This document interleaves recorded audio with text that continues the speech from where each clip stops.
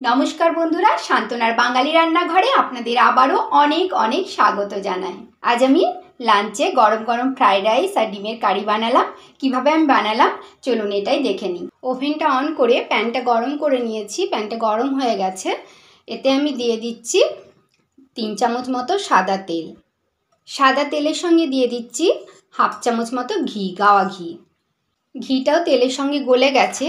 এবারে আমি নিয়ে নিয়েছি সামান্য কাজু বাদাম। এগুলো আমি একটু লাল লাল করে ভেজে নিচ্ছি। কাজু বাদামগুলো লাল করে ভাজা হয়ে গেছে। আমি এগুলো এবারে তুলে রাখছি। কয়েকটা কিশমিশ নিয়েছি, কিশমিশগুলোকে একটু ভেজে দিচ্ছি। কিশমিশগুলো হালকা ভাজা হয়ে গেছে। আমি এবার এগুলো তুলে রাখছি। নিয়েছি 4টে লবঙ্গ, সামান্য একটু টুকরো জয়িত্রী, 2টো ছোটো এলাচ মুখগুলো ফাটিয়ে নিয়েছি, আর নিয়েছি 2টো ছোটো টুকরো দারচিনি। এই গোটা মশলাগুলো এবার তেলে দিয়ে দিলাম। একটা গোটা তেজপাতা নিয়েছি, এই তেজপাতাটা একটু ছিঁড়ে তেলে দিয়ে দিলাম। গোটা মশলাগুলোকে তেলের মধ্যে হালকা একটু ভেজে নিলাম। বিনস এরকম পাতলা পাতলা ছোটো করে কেটে নিয়েছি, গাজরও পাতলা করে কেটে নিয়েছি সামান্য মটরশুঁটি, আর ফুলকপিগুলোকে একেবারে যে টুকরো টুকরো করে কেটে নিয়েছি ছোট ছোট। এবারে এই সব সবজিগুলো তেলের মধ্যে দিয়ে দিলাম। ওভেনের ফ্লেমটাকে হাইয়ে করে এই সবজিগুলোকে একটু ভেজে নিচ্ছি। হাই ফ্লেমে 3 মিনিট নাড়াচাড়া করার পরে আমি এতে দিয়ে দিচ্ছি স্বাদ মতো লবণ, সবজিগুলো যাতে একটু নরম হয়। লবণটাকে সবজির সঙ্গে ভালোভাবে মিশিয়ে দিচ্ছি ওভেনের ফ্লেমটাকে হাইয়ে রেখেই। লবণ দেওয়ার পর আবার 2 মিনিট নাড়াচাড়া করলাম। এবারে একটা ঢাকা দিয়ে দিচ্ছি, আর ওভেনের ফ্লেমটাকে আমি মিডিয়ামে করে দিলাম। 2 মিনিট হয়ে গেছে, আমি ঢাকাটা খুলে দিলাম। ঢাকাটা খুলে দেওয়ার পর ওভেনের ফ্লেমটাকে আবার হাইয়ে করে দিলাম। তারপর সবজিগুলোকে ভালো করে ভেজে নিচ্ছি। সবজিগুলো ভাজা ভাজা হয়ে গেছে। এবারে আমি নিয়ে নিয়েছি বাসমতি চাল। বাসমতি চালগুলো ভালো করে ধুয়ে 10 মিনিট মতো ভিজিয়ে রেখেছিলাম জল দিয়ে। এবারে এই চালটা আমি জল ঝরিয়ে দিয়ে দিচ্ছি সবজির সঙ্গে। চালটা দেওয়ার পরে যে সবজির সঙ্গে ভালোভাবে মিশিয়ে নিচ্ছি। ওভেনের ফ্লেমটা আমি হাইয়েই রেখেছি। চালটাকে সবজির সঙ্গে ভালোভাবে মিশিয়ে নিয়েছি। এবারে ওভেনের ফ্লেমটাকে হাইয়ে রেখেই চালগুলো হালকা একটু ভেজে নিচ্ছি 2 থেকে 3 মিনিট। চালটাকে আমি হাই ফ্লেমে 3 মিনিট মতো ভেজে নিলাম। যে বাটির আমি মাপ করে চালটা নিয়েছিলাম তার ডাবল আমি জল দিচ্ছি। সব কিছুকে জলের মধ্যে হাতা দিয়ে ভালো করে মিশিয়ে দিলাম। সবজিগুলো নরম হওয়ার জন্য সামান্য লবণ দিয়েছিলাম, আবারও দিয়ে দিচ্ছি। চালটাতে যাতে ভালো টেস্ট হয় তার জন্য সামান্য লবণ দিয়ে দিলাম। আপনারাও আপনাদের স্বাদ মতো দেবেন। স্বাদ মতো দিয়ে দিচ্ছি চিনি। ওভেনের ফ্লেমটা হাইয়ে আছে। আমি লবণ আর চিনিটাকে হাতা দিয়ে মিশিয়ে দিলাম। কাজু কিশমিশগুলো আমি এই প্যানে দিয়ে দিলাম।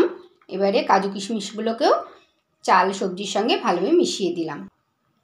জায়ফল আমি এরকম গ্রেটারের সাহায্যে গ্রেট করে সামান্য একটু এতে দিয়ে দিচ্ছি। জায়ফল দিলে টেস্ট ভালো লাগে। জায়ফলের গুঁড়োটাকেও সব কিছুর সঙ্গে মিশিয়ে দিলাম। এবারে ফুটতে শুরু করেছে।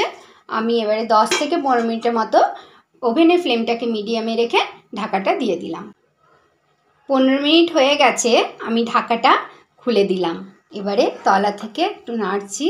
দেখুন জলটাও ড্রাই হয়ে গেছে, আর খুব সুন্দর ঝুরো ঝুরো ফ্রাইড রাইস তৈরি হয়ে গেছে। দিচ্ছি সামান্য গোলমরিচের গুঁড়ো, শাহি গরম মশলার গুঁড়ো, এটাও সামান্য একটু দিয়ে দিলাম।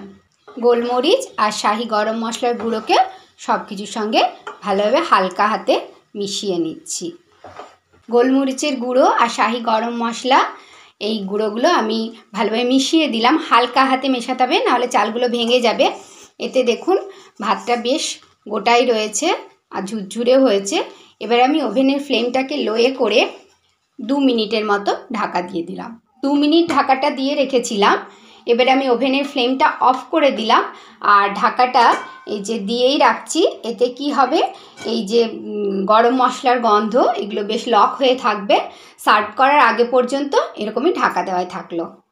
একটা মিডিয়াম সাইজের পেঁয়াজ ছোট করে কেটে নিয়েছি, 1.5 ইঞ্চি মতো আদার টুকরো নিয়েছি, আর একটা কাঁচা লঙ্কা নিয়েছি ঝালের জন্য, ঝালটা আপনারা আপনাদের স্বাদ মতো দেবেন। আর 4 কোয়া বড় রসুন নিয়েছি, এগুলোর আমি একটা পেস্ট বানিয়ে নিচ্ছি। কয়েকটা কাজু আর কিশমিশ নিয়ে নিয়েছি, এগুলোরও একটা পেস্ট বানিয়ে নিচ্ছি।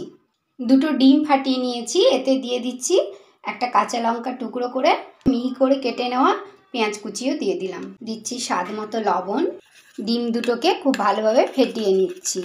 ওভেনের ফ্লেমটাকে অন করে প্যানটা গরম করে নিয়েছিলাম, এতে দিয়ে দিয়েছি 3 চামচ মতো সর্ষের তেল। তেলটা গরম হয়ে গেছে, এতে ফেটিয়ে রাখা ডিম দুটো দিয়ে দিলাম। আমি এটাকে অমলেট বানিয়ে নিচ্ছি, আর এই যে আরেকটা পাশ উল্টে দিচ্ছি।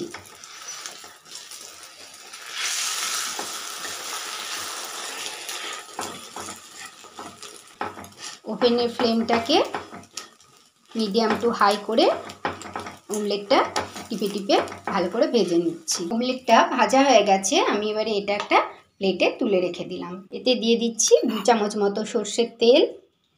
তেলটা গরম হয়ে গেছে, এতে দিয়ে দিচ্ছি 1 পিঞ্চ মতো গোটা জিরে, 1 পিঞ্চ মতো মৌরি, 2-4টে দানা মেথি, 1 পিঞ্চ মতো কালো জিরে, সামান্য পেঁয়াজ কুচি দিয়ে দিলাম। পেঁয়াজগুলো একটু ভাজা ভাজা করে নিচ্ছি।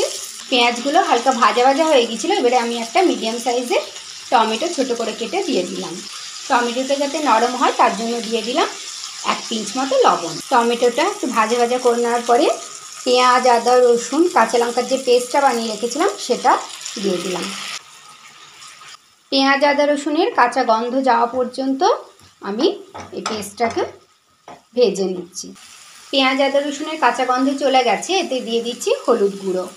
1/2 চামচ মতো হলুদ গুঁড়ো দিলাম। হলুদ গুঁড়োটাকেও ভালোভাবে ভেজে নিচ্ছি।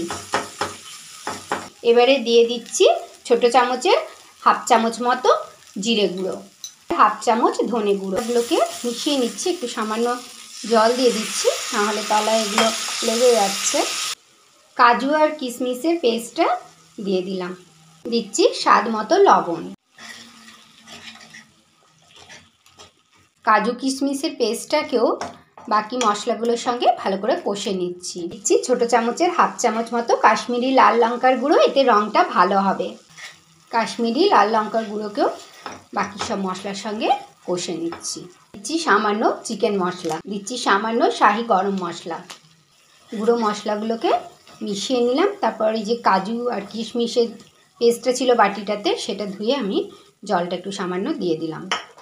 সব মশলা খুব ভালোভাবে কষিয়ে নিয়েছি, এবারে এতে দিয়ে দিচ্ছি ধনেপাতা কুচি। ধনেপাতা কুচিগুলোকেও মশলার সঙ্গে ভালোভাবে মিশিয়ে নিলাম। ধনেপাতা কুচিগুলোকেও ভালোভাবে মিশিয়ে নেওয়ার পরে এতে দিয়ে দিচ্ছি, যেরকম আপনারা গ্রেভি চান সেই থিকনেস অনুযায়ী আপনারা জল দেবেন।